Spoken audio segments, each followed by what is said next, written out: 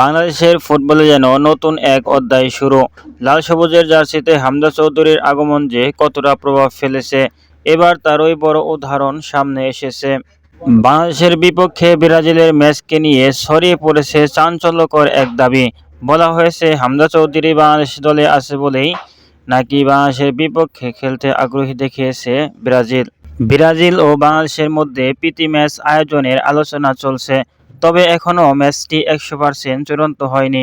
এই খবর ছড়িয়ে পড়তেই বাংলাদেশ ফুটবল প্রেমীদের মধ্যে শুরু হয়েছে তুমুল আলোচনা।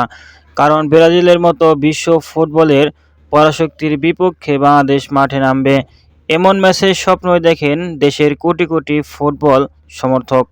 আর সেই ম্যাচেই দেখা যাবে বাংলাদেশের জার্সিতে হামজা চৌধুরীকে। বিষয়টি যেন উত্তেজনাকে আরও কয়েক গুণ বাড়িয়ে দিয়েছে। তবে শেষ পর্যন্ত কথার লড়াই নয়, মাঠের লড়াইটাই হবে আসল পরীক্ষা।